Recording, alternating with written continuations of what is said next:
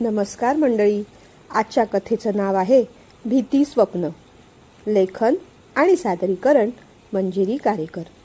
त्या विचित्र स्वप्नाने आज अवनी पुन्हा किंचाळतच उठली. ती अक्षरशः घामाघूम झाली होती. हृदयाचे ठोके वाढले होते. ती थरथरत होती. चटकन ओजसही उठला. आवाजाने निशांत पण जागा झाला. तोही बिचारा घाबरला. ओजसने त्याला शांत केलं. तो पुन्हा झोपला. काय झालं अवनी? पुन्हा तेच स्वप्न? ओजसने विचारलं. हो रे, आता तर मला सहनच होत नाहीये. रोज रोज तेच स्वप्न. मला झोपायचीच भीती वाटू लागली आहे. गेला आठवडाभर रोज झोपेची गोळी घेते. आता तर त्याचाही इफेक्ट कमी होऊ लागलाय. पहाटे अचानकच त्या स्वप्नाने मला जाग येते आणि मग नंतर झोपच लागत नाही आणि मग दिवसभर खूप थकल्यासारखं वाटतं. मी खूप थकली आहे रे. याच्यावर काय उपाय करूया? म्हणतच ती रडू लागली. ओजसलाही काही कळेना. गेला महिनाभर अवनीला एकच स्वप्न पडत होतं, तेही वारंवार. सुरुवातीला आठवड्यातून 2-3 वेळेस असं व्हायचं, पण गेल्या आठवड्यात रोज तेच स्वप्न पडतंय. त्या स्वप्नाचा अर्थही कळत नाहीये. अवनी, आज आपण डॉक्टर राजश्री मॅडमकडे जाऊनच येऊया. त्या नक्कीच काहीतरी मार्ग सुचवतील, तो म्हणाला. अरे नको रे, हे विचित्र स्वप्न त्यांना काय सांगणार? ती म्हणाली. अगं पण असंच कुणाला तरी विचारून झोपेची गोळी घेणं पण बरोबर नाही ना. काहीतरी मार्ग काढायलाच हवा. पण डॉक्टर यावर काय मार्ग काढणार? ते स्वप्नच किती विचित्र आहे. मला सांगायला सुद्धा भीती वाटते. असं म्हणून तिने गुडघ्यात आपलं डोकं लपवलं. त्याने पाण्याचा ग्लास तिच्या समोर धरला. ती घटाघट पाणी प्यायली. झोप शांत आता. त्याने पुन्हा एकदा तिची उशी ठीकठाक केली आणि तिला झोपवलं. लाईट बंद केला. तोही पडला. पण त्याच्याही डोक्यातून आता विचार जात नव्हते. हे असं स्वप्न, बिनबुडाचं, त्याला काही आधार नाही आणि पुन्हा पुन्हा का पडावं? राजश्री मॅडम अनुभवी होत्या, वयाने त्याच्या आई एवढ्या, एखादी गोष्ट प्रेमाने समजावून सांगणाऱ्या. या प्रश्नाचं त्यांच्याकडे नक्कीच उत्तर असेल असं त्याला वाटलं. अवनी अगदी काही म्हणाली तरी आपण त्यांना जाऊन भेटायचंच असंच त्याला वाटू लागलं. जाता जाता तो तिथून गेला. त्याने पाहिलं पण क्लिनिक बंद होतं. म्हणून संध्याकाळच्या वेळेस ऑफिसमधून येताना क्लिनिकमध्ये जाऊन येऊ असंच त्याने ठरवलं. अवनीला तो काही बोलला नाही. अवनीने सुद्धा स्वतःची सगळी तयारी केली. निशांतला रेडी केलं. त्याची बॅग भरली. त्याच्या शाळेचे 2 डबे भरले. या इंटरनॅशनल शाळेचे टायमिंग्स ऑफिससारखेच असतात. 2-2 डबे द्यावे लागतात. निशू, चल बाबा लवकर, मला ऑफिसला उशीर होतोय, केस ठीकठाक करत ती म्हणाली. पण निशांत सोफ्यावर बसून डुलक्या घेत होता. त्याची बिचाऱ्याची झोपच पूर्ण व्हायची नाही. सकाळी आईला ऑफिसला जायचं, त्यामुळे त्यालाही लवकर उठायला लागायचं आणि मग बेबी सिटिंगमध्ये जायला लागायचं. तिथल्या त्या काकी पण अगदी खडूस होत्या. उगीच उगीच ओरडायच्या. अवनीला ते सगळं कळायचं, पण जवळच्या जवळ एकच बेबी सिटिंग होतं. कधी उशीर झाला तर टोमणे मारून का होईना त्या मुलाला ठेवून घ्यायच्या. ऑफिसमध्ये पण प्रेशर वाढतच चाललं होतं. अवनीला आता वरची पोस्ट मिळाली होती, त्यामुळे जबाबदाऱ्या वाढल्या होत्या. सतत मीटिंग, कॉल्स, रिप्लायज, काम शेड्यूल करणं, यातच सगळा वेळ जायचा. कधी कधी इंटरनॅशनल क्लायंट असले की घरी यायला पण उशीर व्हायचा. घरी आल्यावर सुद्धा प्रोजेक्टच्या संबंधित काहीतरी काम असायचंच.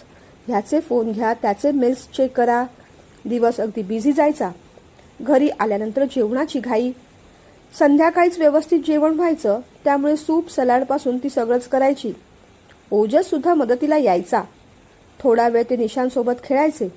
निशांतला आणखीन खेळायचं असायचं, पण दोघांकडे शक्तीच उरायची नाही. सगळी कामं आटपून रात्री झोपायला रोज 12:30-1 वाजत असत. पुन्हा दुसऱ्या दिवशी कामं. 6ला पुन्हा दिवस चालू होणार. पुरेशी झोप ती मिळायचीच नाही आणि आता तर त्या झोपेत सुद्धा स्वप्नाचा त्रास होऊ लागला होता. ते विचित्र स्वप्न पडलं की मग ती खडबडून जागी व्हायची आणि पुन्हा झोपच लागायची नाही. तिने पाहिलं, निशांत सोफ्यावरच डुलक्या घेत होता. अरे चल राजा, त्या काकींकडे जाऊन झोप. तिने त्याला उठवलं. तोही फार काही मोठा नव्हता, पहिलीतच होता. अगं आई, त्या काकी झोपू देत नाहीत ग. त्यांच्याकडे त्यांची पूजा चाललेली असते. त्या जोरात जोरात घंटी वाजवतात. मग मला झोप नाही लागत. त्याचे प्रॉब्लेम ऑल टुगेदर वेगळेच होते. अवनीला पण ते कळत होते. पण आता काय करायचं? बरं, मी तुला उचलून घेते, चल, आणि काकींना पण सांगते. ये चल, ती म्हणाली. असू देत, राहू देत, नको घेऊ, मी आता मोठा झालोय ना. म्हणतच त्याने आपली बॅग पाठीवर घेतली. दोघांनी दरवाजा बंद केला आणि दोघे बाहेर पडले. लिफ्टमधून वर चढताना निशांतचा चेहरा अगदी एवढूसा झाला होता. काकींकडे जायचं म्हटलं तर त्याला अजिबात आवडायचं नाही. जीवावरच यायचं. नेमकेपणाने त्या कशा वागायच्या ते त्याला सांगता यायचं नाही. पण त्याला तिथे आवडायचं नाही तेवढं मात्र नक्की. अवनीने दरवाजावरची बेल वाजवली. निशांतचा चेहरा थोडा लाल लाल होऊ लागला. काय रे बाबा, काय झालं? तिने विचारलं. तो काहीच बोलला नाही. तू संध्याकाळी लवकर येशील ना? त्याने एवढंच विचारलं. हो रे सोनिया, येणार लवकर, ती म्हणाली. डोळ्यातलं पाणी मग त्याने डोळ्यातच झिरपवलं. तिला पण फार फार वाईट वाटलं. दरवाजा उघडला. समोर त्या काकीच होत्या. गुड मॉर्निंग काकी, तिने हसून म्हटलं. त्यांनी फक्त कशीबशी स्माईल केली. तुझे शूज तिथे रॅकवर ठेव रे, चढ्या आवाजात त्या म्हणाल्या. निशांतने मग शूज काढले, बाहेरच्या रॅकवर ठेवले. आत ये आणि बॅग तिथे ठेव. तो निमूटपणे आत आला, बॅग ठेवून दिली. समोर अंथरलेल्या चटईवर जाऊन तो बसला. खरं तर अवनीला सांगायचं होतं, त्याला थोडा वेळ झोपू देत आणि तुम्ही घंटी वाजवताना थोडी हळू वाजवा. पण त्या काकींचा एकंदरीत मूड पाहून ती काही बोलूच शकली नाही. निशांतच्या बाजूला जाऊन बसली. त्या काकी जरा आश्चर्याने पाहतच राहिल्या. 1-2 मिनिटच बसते हं, त्याला झोप आली आहे ना, त्याला झोपवते आणि मग निघते मी. काकींनी मग घड्याळात पाहिलं. हा आत्ता झोपणार? त्यांनी विचारलं. हो, अर्धा 1 तास झोपेल, चालेल ना? त्यांनी तोंड वेडवाकडं केलं. ठीक आहे म्हणत आत गेल्या. मग तिने त्याच्याच बॅगेतली छोटीशी रजई काढली, चटईवर घातली, त्याला झोपवलं. तो लगेचच झोपला. मग सगळं दुःख मागे टाकून ती बाहेर पडली. निघताना तिचंही हृदय पिळवटलं होतं. डोळ्यात पाणी दाटलं होतं. तिने ऑटो पकडली आणि मग ती ऑफिसला आली. ऑफिसमध्ये गेल्यानंतर कामाव्यतिरिक्त दुसऱ्या गोष्टींचा विचार करायला वेळच कुठे असतो. लंचमध्ये थोडा वेळ मिळाला तसा मग तिने आईला फोन करून घेतला. कशी आहेस आई? तिने विचारलं. मी छान, पण तुझा आवाज असा का उतरलेला वाटतोय? आईने चटकन चिंता हेरली. काही नाही ग, तिने लपवण्याचा प्रयत्न केला. पण आईने ओळखलं. काय झालं अवनी? ओजसशी भांडण झालं की निशांतला बरं वाटत नाहीये? आईने विचारलं. तसं काही नाही ग. तरी खरं सांग मला, आईने पुन्हा आग्रहच धरला. अगं एक वेगळाच प्रॉब्लेम झालाय, अवनी म्हणाली. कोणता प्रॉब्लेम? सांग ना मला, आईने आता काळजीने विचारलं.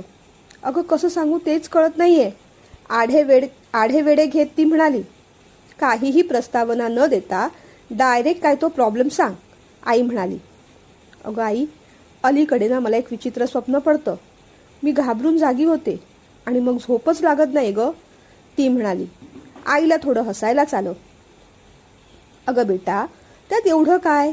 भीतीदायक स्वप्न सगळ्यांनाच पडतात आणि बऱ्याचदा ती लक्षात सुद्धा राहत नाही, आई गमतीने म्हणाली. अगं तोच तर प्रॉब्लेम आहे ना. कधीतरी स्वप्न पडलं असतं आणि लक्षात राहिलं नसतं तर गोष्ट वेगळी होती.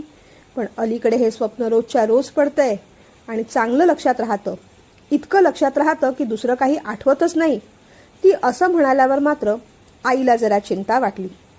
हो, कसलं स्वप्न पडतं ग? आईने विचारलं. अगं सांगायला सुद्धा भीती वाटते. कसं तरीच वाटतं ग, अवनी म्हणाली.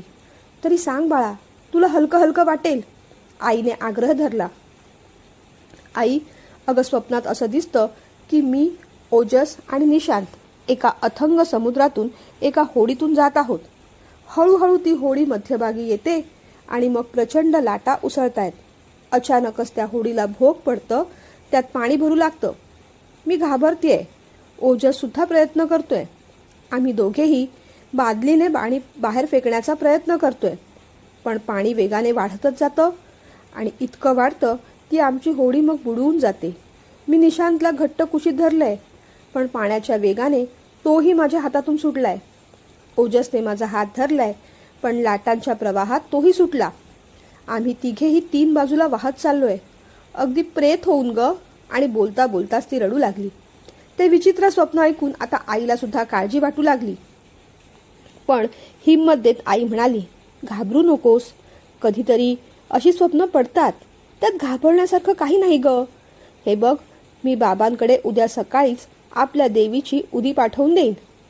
तेवढी रोज लावत जा, म्हणजे तुला चांगली झोप लागेल हं. आणि मग अशी स्वप्न पडणार नाहीत. आईने तिला सुचेल तो मार्ग सुचवला. बरं, मी ठेवते फोन. लंच टाईम संपला आमचा, म्हणत तिने फोन ठेवून दिला. ती कामाला लागली. परत कामाचा प्रचंड व्याप. त्या सगळ्या मीटिंग्स लाईनअप होत्या. ऑफिसमधून निघायला पुन्हा उशीर. मग तीच गिल्ट घेऊन ती ऑटोत बसली. निशांतचा चेहरा सारखा सारखा समोर येत होता. तिने ऑटो काकींच्या बिल्डिंगच्या खाली थांबवली. वर पाहिलं, तो खिडकीत बसून आपल्या आईची वाट पाहत होता. चेहरा अगदी उतरलेला वाटला.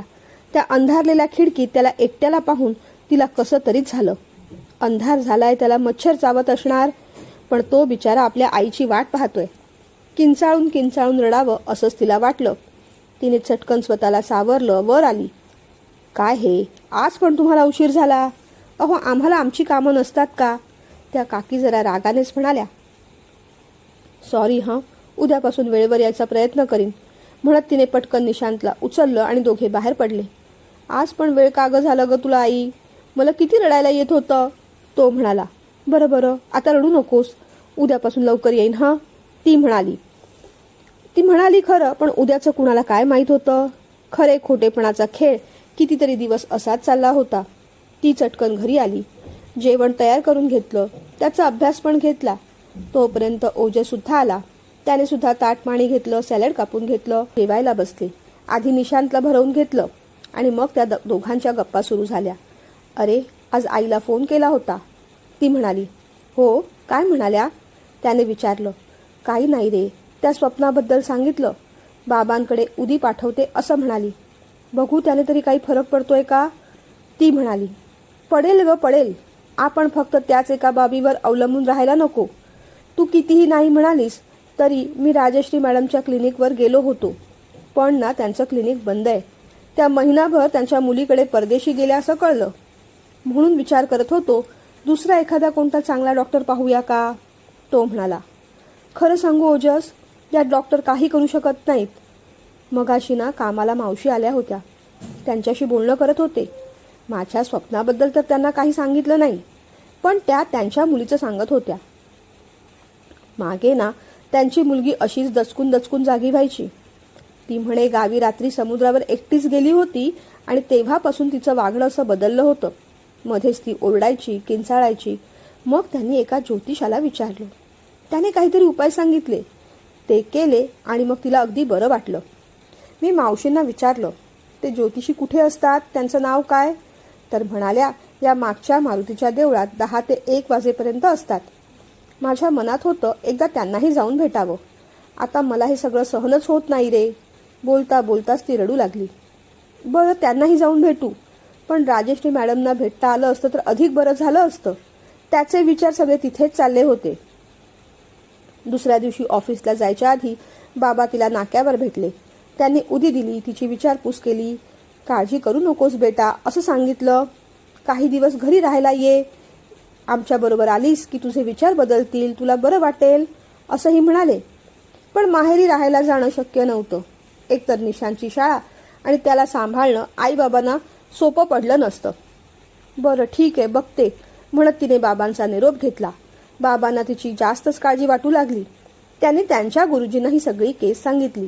गुरुजींनी पाहिलं, पितृदोष आहे, जलदोष आहे असं काही बाई सांगून पूजा करावी लागेल असा उपाय सुचवला. वेळ न दवडता बाबांनी लगेचच मंदिरात त्यांच्याकडून पूजा करून घेतली. 5,000ची फोडणी बसली. पण लेकी पुढे त्यांना ते काही पैसे मोठे नव्हते.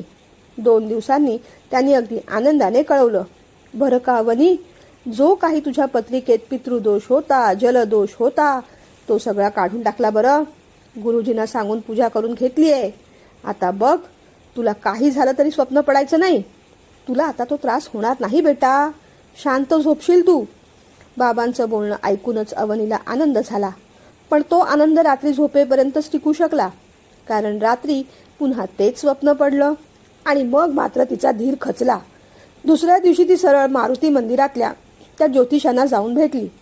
ते म्हणाले, राहूची दशा सुरू आहे, थोडं अन्नदान करावं लागेल, उपवास करावे लागतील. आणि मग त्यांनीही 2001 रुपयाची दक्षिणा घेतली. सगळं करून झालं, त्याचाही काही उपयोग झाला नाही. आता ती अधिकच खंगत चालली होती. एक दिवस तर ऑफिसमध्येच तिला चक्कर आली. सोबत तिची मैत्रीण सायली होती म्हणून बरं झालं. तिने लिंबू पाणी दिलं, उठवलं, तेव्हा कुठे तिला बरं वाटलं. अलीकडे अवनी, तू अगदी भेदरल्यासारखी भिरभिरल्यासारखी करत असतेस. तुला नेमकं काय झालंय ग? सायलीने विचारलं. अवनीने मग डोक्याला हात लावून घेतला. मला सांग, मी काहीतरी मदत करू शकेन, सायली म्हणाली. मग अवनीने तिला स्वप्नाबद्दल सांगितलं. अरे बापरे, हे असं स्वप्न माझ्या दादाला पण पडायचं ग. पण माझ्या काकांनी एक मांत्रिक सुचवला होता. ते माझ्या काकांच्या घरी कधी कधी येतात. वाटल्यास एकदा वेळ काढून तू माझ्या काकांच्या घरी ये.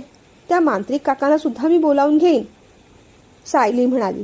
बुडत्याला काडीचा आधार, असंच अवनीचं झालं होतं. जे कुणी काही सांगेल ती तशीच वागत होती.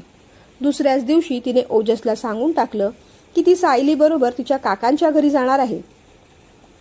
पण मांत्रिक हा शब्द न वापरता पुजारी हा सोफिस्टिकेटेड शब्द तिने वापरला. कारण या सगळ्या गोष्टींसाठी ओजस कधीच तयार झाला नसता हे तिला माहीत होतं. तिने रिक्वेस्ट केली की आज निशांतला घरी घेऊन ये आणि मग ती सायली बरोबर काकांकडे गेली. ते मांत्रिक सुद्धा तिथे आले. मांत्रिकासारखी वेशभूषा तर त्यांनी केली नव्हती. त्यांनी तिचा हात पाहिला आणि म्हटलं, तुझ्यावर करडी झालेली आहे, वाईट शक्तींचा प्रभाव आहे. मी माझी साधना करून ती करणी आणि वाईट शक्तींचा प्रभाव कमी करतो, पण खर्च मात्र जास्त येईल. तिने चटकन विचारलं, किती येईल? 20,000 रुपये. तिचं डोकं आता चक्रावू लागलं. बरं, मी एकदा माझ्या मिस्टरांशी बोलते आणि तुम्हाला कळवते. चालेल, पण ॲडव्हान्स देऊन ठेवा.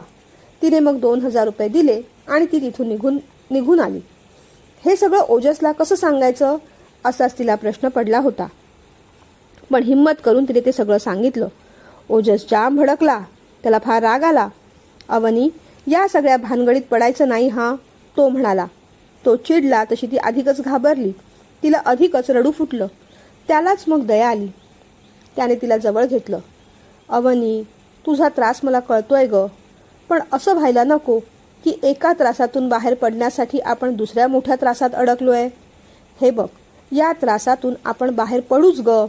मी तुझ्याबरोबर आहे ना, पण या सगळ्या मार्गांनी नको हा. मग अवनी रडत रडतच त्याच्या कुशीत शिरली. आधार मिळाला होता, पण उत्तर मिळालं नव्हतं. कारण आज पुन्हा तेच स्वप्न पडलं. तिची ही अशी अवस्था आता ओजसला पाहावतच नव्हती. तिच्या डोळ्याखाली काळी वर्तुळं आली होती. महिना उलटला होता, तरीही ती स्वप्न काही थांबतच नव्हती. संध्याकाळी असंच मार्केटिंग करायला गेला असताना त्याचं लक्ष राजश्री मॅडमच्या क्लिनिकवर गेलं आणि त्याला एकदम आनंदच झाला. क्लिनिक सुरू झालं होतं. तो चटकन आत शिरला. पाहतो तर बरीच गर्दी होती. कंपाऊंडरला तो म्हणाला, मला ना फक्त 1 मिनिट मॅडमना भेटायचंय, फार अर्जंट आहे. बाबा पुता करून तो मॅडमच्या केबिनमध्ये गेला. त्याला असं अचानक पाहून राजश्री मॅडमनं सुद्धा आश्चर्य वाटलं. अरे ओजस, असं अचानक? सगळं ठीक आहे ना बेटा? त्यांनी प्रेमानेच विचारलं. नाही मॅडम, जरा काळजीचं कारण आहे म्हणून घाईघाईने आलो, तो म्हणाला. का रे, निशांतला बरं वाटत नाहीये की अवनीला? त्यांनी विचारलं. शारीरिक प्रकृती दोघांची ठीक आहे, पण अवनी मेंटली जरा डिस्टर्ब झाली आहे. आता मात्र राजश्री मॅडम पाहू लागल्या. का, काय झालं? त्यांनी काळजीने विचारलं. आता सध्या फार काही बोलता यायचं नाही. तुमचे पेशंट्स बाहेर वाट पाहतायत. मी मध्येच घुसलोय. मी उद्या तिला माझ्यासोबत घेऊन येऊ का? तुम्ही साधारण कधी फ्री असाल? त्याने विचारलं. रात्री 8:30-9 नंतर ये, तेव्हा गर्दी कमी होते, त्या म्हणाल्या. बरं. त्या म्हणाल्याप्रमाणे त्याने सगळी गोष्ट अवनीला सांगितली. ती खरं तर तिथे जाण्याच्या फेवरमध्ये नव्हतीच, पण आता सगळे उपाय करून झाले होते, त्यामुळे आता शेवटचा उपाय तोच राहिला होता. ते तिघेही रात्री राजश्री मॅडमच्या क्लिनिकमध्ये गेले. बऱ्यापैकी गर्दी ओसरली होती. त्यानंतर राजश्री मॅडमनी त्यांना आत बोलावून घेतलं. निशान किती मोठा झालाय, असं म्हणत त्यांनी त्यांच्या ड्रॉवरमधलं एक खेळणं त्याला खेळायला दिलं. तो गुपचूप बसून खेळू लागला. मग त्या अवनीकडे वळल्या. काय ग बेटा, ही काय अवस्था करून घेतली आहेस? केस पिंजारलेले आहेत, डोळ्याखाली वर्तुळ आली आहेत, वजन सुद्धा बरंच उतरलेलं दिसतंय. कसलं टेन्शन घेऊन बसलीस? त्यांनी असं विचारताच तिला एकदम रडू फुटलं. त्या उठल्या, तिच्या डोक्यावर हात ठेवला. मायेचा स्पर्श झाला आणि तिला एकदम भरूनच आलं. काय झालं, मला मन मोकळेपणाने सांगशील का? त्यांनी तिच्यासमोर पाणी धरलं. तिने एक घोट पाणी घेतलं आणि मग बोलायला सुरुवात केली. मॅडम, गेले 2 महिने मी फारच अस्वस्थ आहे हो. एका विचित्र स्वप्नांचा सामना करते. तिने ते सगळं स्वप्न मॅडमनं सांगितलं. मॅडम अगदी काळजीपूर्वक शांतपणे सगळं ऐकून घेत होत्या. स्वप्नाचा शेवटचा भाग मला खूपच डिस्टर्ब करून जातो. आमच्या तिघांची प्रेतं दिसतात हो. बोलतानाच ती थरथरू लागली. बरं शांत हो. अगं बेटा, काळजी करण्यासारखं आणि घाबरण्यासारखं एवढं काही नाही त्यात, त्या शांतपणे म्हणाल्या. तसं अवनीला आश्चर्य वाटलं. मॅडम, तुम्हाला ही गोष्ट साधी वाटत असेल, पण गेले 2 महिने मी जे काही फेस करतेय ते कुणालाच कळणार नाही, ती म्हणाली.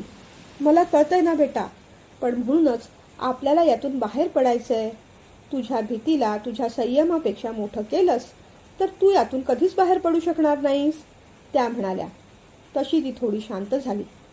मॅडम, तुम्ही मला काहीतरी औषध द्या. मला ना आता शांत झोप हवी आहे, ती म्हणाली. हो, ते मी देणारच आहे, पण मनाच्या आजारावर फक्त शरीर बरं करण्याचं औषध घेऊन कसं ग चालेल? त्यांनी विचारलं. मग काय करूया? तिने विचारलं.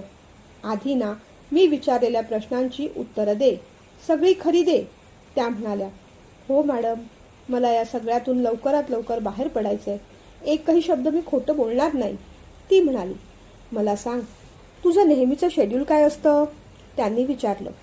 5:30ला उठते, आंघोळ वगैरे करून देवपूजा करते, डबा जेवण करते, मग निशांतला बेबीसिटिंगमध्ये सोडते, तिथून ऑफिसला. ऑफिसमधून काम करून घरी यायला 7:30 वगैरे होतात. आधी निशांतला पिकअप करते, मग घरी येते. मग त्याचा अभ्यास घेणं, घरची कामं करणं, जेवण बनवणं आणि मग सगळी आवराआवर. दुसऱ्या दिवशीची तयारी करून ठेवणं. मग आम्ही झोपतो, ती म्हणाली. बरं, सगळं जेवण तू एकटीच करतेस? त्यांनी विचारलं. हो, पण ओजसही मदत करतो. निशांतच्या शाळेचा टायमिंग काय असतो मग? त्यांनी विचारलं. 10 ते 4, ती म्हणाली. मग त्यालाही डबा द्यावा लागत असेल ना? त्यांनी विचारलं. हो तर, त्याचा वेगळा डबा. डबा नाही, डबे असतात. 2 डबे द्यावे लागतात, ती म्हणाली. आणि मला सांग, ऑफिसमध्ये कामाचं प्रेशर कसं असतं? त्यांनी विचारलं. खूप जास्त प्रेशर आहे मॅडम. मीटिंग्स वगैरे असल्या तर ऑफिसमधून निघायला उशीर होतो, ती म्हणाली. मग निशांत थोडा वैतागत असेल नाही? हळूहळू त्या माहिती काढून घेत होत्या. हो ना मॅडम, त्याला त्या बेबी सिटिंगमध्ये आधीच जायला आवडत नाही. त्या काकी पण फार चिडचिड करतात. माझंही मरण होतं. सकाळी त्याला सोडताना तोही रडत असतो आणि मीही रडत असते. तो खिडकीत बसून माझी वाट पाहत असतो. त्याचाही मला फार त्रास होतो, ती म्हणाली.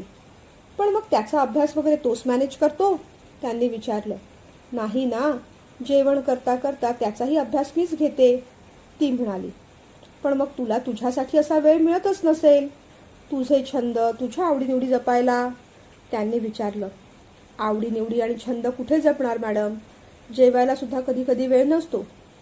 पूर्वी शनिवारी तरी सुट्टी असायची, आता तर 2 शनिवार जावंच लागतं आणि रविवार मग आठवड्याभराची तयारी करण्यातच जातं. कुणाचं भेटणं होत नाही, कुणाशी बोलणं होत नाही, कुठे बाहेर जाणं होत नाही. रविवारी सुद्धा थकायला होतं, ती म्हणाली. पण कामाला कोणी बाई वगैरे ठेवली नाहीस का? त्यांनी विचारलं. तसं भांडी आणि केरलादी करण्यासाठी एक मावशी येतात, पण माझ्या वेळाच अशा विचित्र आहेत की जेवणासाठी कोणी बाई टिकतच नाही.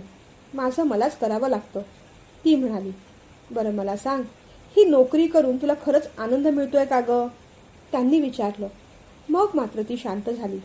त्यांनी पुन्हा तेच विचारलं. तिने मानेनेच नाही असं सांगितलं. आनंद नाही, पण पैसा मिळतोय ना. मॅडम, घराचे हप्ते फेडायचे आहेत, निशांचं शिक्षण, सेव्हिंग करायचंय. यासाठी दोघांनी जॉब करणं खूप जरुरी आहे, म्हणून तो करावा लागतोय, ती म्हणाली. तशा त्या हसल्या. बरं मला सांग, लहानपणी तुला पाण्याची भीती वाटली होती का? किंवा तू कधी समुद्रातून प्रवास वगैरे केला होतास का? त्यांनी विचारलं. ती थोडा वेळ शांत झाली आणि विचार करू लागली. आणि अचानक तिला आठवलं. हो, लहान असताना आम्ही एकदा बोटीतून या किनाऱ्यावरून त्या किनाऱ्यावर देवीच्या दर्शनासाठी चाललो होतो. तेव्हा बोट बरोबर मध्यभागी आली आणि मोठमोठ्या लाटा उसळू लागल्या. बोट हेलकावे खाऊ लागली. प्रवासी घाबरले. मला तर खूपच भीती वाटली. काही लाटा माझ्या अंगावर पण उडाल्या. आता आपण बुडतोय की काय असंच मला वाटू लागलं. मी बाबांना घट्ट धरून बसले. मध्ये तर बोट कलंडली सुद्धा. पण मग त्या नाविकाने बोट किनाऱ्यावर आणली. बोट किनाऱ्यावर लागली तसे सगळे जण म्हणाले, देवाची कृपा, संकटातून सुखरूप बाहेर पडलो. कुणीतरी म्हणत होतं, मागे अशीच बोट उलटली तेव्हा बरेच प्रवासी बुडाले होते. ती म्हणाली, अच्छा, आणखीन ते प्रवासी काय काय म्हणाले ते आठवतंय का पहा तुला? मॅडमने विचारलं. काही बाई आठवतंय. त्या बायका म्हणत होत्या की पोलिसांना प्रेत 2 दिवसांनी सापडलं. बाकी अजून काही आठवत नाही मॅडम. एवढं बोलून ती शांत झाली. मग मॅडमनी तिचा हात हातात धरला. अगं बेटा, तुला काहीही झालेलं नाही. तुझ्या मनावर, मेंदूवर कामाचा अतिरिक्त ताण आलेला आहे आणि तेच स्वप्नांच्या रूपाने बाहेर पडतंय. म्हणजे बघ, आपला मेंदू आणि मन एक बादली आहे. त्यात आपण रोज कित्येक वर्ष विचार टाकतच चाललो आहे. पण वेळोवेळी ती बादली रिकामी केली नाही तर मग ती ओव्हरफ्लो होणार. हे स्वप्न म्हणजे तेच टेन्शन, तेच पाणी बाहेर पडण्याचं इंडिकेशन आहे. ऐकून अवनी पाहतच राहिली. पण एवढं विचित्र स्वप्न का मॅडम? इतकं भीतीदायक? तिने विचारलं. हो, कारण लहानपणी तू हे जे काही अनुभवलंयस ना, ती भीती तुझ्या मनात अजूनही तशीच आहे. म्हणजे उसळणारं पाणी, त्याच्यावर उडणारी होडी, येणाऱ्या लाटा, प्रवाशांचा मृत्यू, ती कुजबूज, ही एक घटना तुझ्या भीतीचंच प्रतीक आहे. आणि आत्ता तू जो स्ट्रेस सहन करतेस, तो त्रास त्या प्रतीकाच्या माध्यमातून बाहेर पडतोय. आयुष्याचा अथांग समुद्र, त्यात संसाराची होडी, जबाबदाऱ्यांच्या लाटा, त्या उसळतायत आणि त्या तुला पेलता येत नाहीयेत. तुम्ही दोघेही त्या जबाबदाऱ्या पूर्ण करायचा प्रयत्न करत आहात, पण त्या तितक्याच वाढत चालल्यात. ऑफिसमध्ये प्रेशर, बेबी सिटिंगमधल्या काकींचं वागणं, त्यामुळे त्या लाटांचं पाणी अधिकच खारट होत चाललंय, ते वाढत चाललंय. आणि मग ते सहन न झाल्यामुळे तुला असं वाटतंय की आपला संसार आपल्या हातून सुटून चाललाय, आपल्या संसाराची बोट बुडाली आहे आणि आपण एकमेकांना सावरू शकत नाहीये. आपले हात सुटत चालले आहेत. त्या प्रेशरमुळे आपण तिघेही संपून गेलोय. कसं असतं ना बेटा, आपल्या मेंदूला कोणत्याच गोष्टी अर्धवट राहिलेल्या आवडत नसतात. मेंदूचा तसा पॅटर्न नसतो. त्याला सगळ्या गोष्टी बंद करायची सवय असते. त्यालाच लॉ ऑफ क्लोजर असं म्हटलं जातं. पण जेव्हा जबाबदाऱ्या पूर्ण होत नाहीत, कामं पूर्ण होत नाहीत, कामं जेव्हा बंद होत नाहीत, तेव्हा मग मेंदू अस्वस्थ होतो. दिवसभर तर मेंदू व्यस्त असतो, पण झोपेत तो थोडा शांत होतो. दिवसभर तर मेंदू व्यस्त असतो, पण झोपेत तो थोडा शांत होतो. झोपेची रॅपिड आय मुवमेंट अशी एक अवस्था असते. स्वप्नांचा आणि त्या अवस्थेचा अगदी निकटचा संबंध असतो. त्यात तुकड्या तुकड्यांनी अर्धवट राहिलेल्या भावना, अर्धवट राहिलेले विचार एकमेकांशी काहीतरी चित्र जुळवू पाहतात. म्हणजे आपण कोलाजवर कसं करतो, ते सगळेच तुकडे एकत्र येतात आणि काहीतरी चित्र बनवतात. मुळातच मेंदूचं काम आहे त्या परिस्थितीत तग धरून राहणं किंवा जिवंत राहणं, हे असतं. पण जेव्हा स्ट्रेस जास्त होतो तेव्हा मेंदू सेफ नसल्याचे इंडिकेशन स्वप्नांद्वारे वारंवार देत असतो. तेव्हा लक्षात ठेव, ही भीतीदायक स्वप्न म्हणजे तुझी रियालिटी नाही. उलट तुला स्ट्रेस जास्त होतोय याचं इंडिकेशन आहे. तुझा मेंदू तुला तसं सुचवतोय. मला सांग, सध्या काही दिवस जॉब सोडून चालणार नाही का? हे बघ, आजकाल परिस्थिती बदलतेय, जमाना बदलतोय. दोघांपैकी कोणीतरी एकाने जॉब सोडा, एकाने घरची जबाबदारी घ्या. निशांतला पण तुमची गरज आहे. तो थोडा मोठा झाला की पुन्हा काहीतरी सुरू करा. आजकाल तर ऑनलाईन सुद्धा बऱ्याच गोष्टी करता येऊ शकतात. मी सुचवायचं काम केलं. आता निर्णय तुमचा आहे. सध्या मी झोपेची गोळी लिहून देते, पण लवकरात लवकर त्याच्याशिवाय छान झोप लागली पाहिजे असाच प्रयत्न करायला हवा, हो की नाही? आणि हे बघ, इतर कोणत्याही मार्गाने या प्रॉब्लेमचं उत्तर शोधायला जाऊ नकोस. जे मी सांगते तेच खरं आहे. मनाचा गुंता सोडव आधी. तुला कोणतीही ग्रहदशा झालेली नाही. झाली असेलच तर मनोदशा झालेली आहे, त्या म्हणाल्या. तेव्हा आधी मनाचे प्रश्न सोडव, असं म्हणून त्या पुन्हा एकदा हसल्या. त्यांच्याशी बोलून अवनीला आता बरं वाटत होतं. घरी आल्यावर ती ओजसला म्हणाली, ओजस, जॉब सोडू शकशील असा प्रश्न मॅडमनी मला विचारला तर त्याचं उत्तर हो असं देता आलं असतं तर किती बरं झालं असतं नाही? ती म्हणाली. अगं मग एवढा काय विचार करतेस अवनी? बिंदास जॉब सोडून दे. तो असं म्हणताच ती आश्चर्याने पाहू लागली. अगं हो, तू जॉब सोडलास तर थोडी ओढाताण होईल, पण आपण करूया मॅनेज. तू सध्या या परिस्थितीतून बाहेर येणं महत्वाचं आहे. निशांत लहान आहे, त्याला पण तुझी गरज आहे.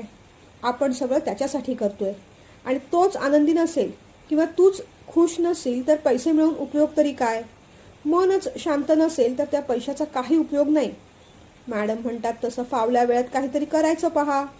करिअर आपण ज्याला म्हणतो ते खरंच करिअर आहे का गं? कुणीतरी त्यांची स्वप्न पूर्ण करण्यासाठी आपल्याला धावडवतायत. माझंही बघ, मलाही स्वतःचा बिझनेस करायचा होता, पण आता नोकरीतच अडकून पडलोय. तुलाही इंटिरियर डिझायनर व्हायचं होतं, पण तूही ऑफिसच्या प्रेशरमध्ये अडकून पडली आहेस. मला काय वाटतं, हळूहळू यातून बाहेर पडूया. असंही इंटिरियर डिझायनिंगचा तुझा कोर्स झालेलाच आहे.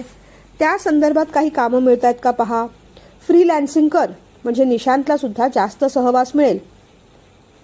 अर्थात निर्णय तुझाच आहे. तो असं म्हणताच तिच्या डोळ्यात आशेची चमक उमटली. खरंच ओजस, उद्या सोडून देऊ का रे ही नोकरी? अगदी कंटाळा आलाय मला. निशूला पण माझी गरज आहे, ती म्हणाली. हो सोड ना, थोडे दिवस घरी राहा. काय करायचे त्यावर विचार कर. आता जी ओढाताण होते त्याच्यापेक्षा आर्थिक ओढाताण झालेली परवडेल मला, तो म्हणाला. हे बघ, मीही फार वेळ घरी बसणार नाही. काही ना काहीतरी उद्योग सुरू करणारच. तू त्याची काळजी करू नकोस. ती हसली. तोही हसला. निशांत तर झोपला होता. तिने मग ओजसच्या खांद्यावर आपलं डोकं टेकवलं. लगेच झोपू नकोस हां. राजश्री मॅडमनी औषध दिले ते घ्यायचं आहे ना, तो म्हणाला. हो रे, म्हणतच ती पेंगू लागली. आणि आश्चर्य असं की औषधाशिवाय तिला आज छान झोप लागली. दुसऱ्या दिवशी 6ला उठली. ती अगदी फ्रेश होती. कोणतं स्वप्न नाही की भीती नाही. ऑफिसमध्ये सरळ कळवून टाकलं 4 दिवस सुट्टी घेणार आहे. त्या 4 दिवसात पुढे काय करायचं याचं प्लॅनिंग केलं. पुढचे 15 दिवस ऑफिसचं काम हँडओव्हर करण्यात गेले आणि मग एकदाचं रेझिग्नेशन तिने देऊन टाकलं. कुणाचं काही अडलं नाही. पैशाचं व्यवस्थित मॅनेजमेंट केलं. तिने सुद्धा फावल्या वेळात तिचा उद्योग सुरू केला. आता स्वप्न पडत नव्हतं, कारण भीती संपली होती. याआधी जणू त्या भीती स्वप्नाला तिनेच कवटाळून धरलं होतं. आपल्याच मानगुटीवर बसलेलं असं एखादं भीती स्वप्न आपणही कवटाळून ठरलेलं नाही ना? बघा जरा नक्की.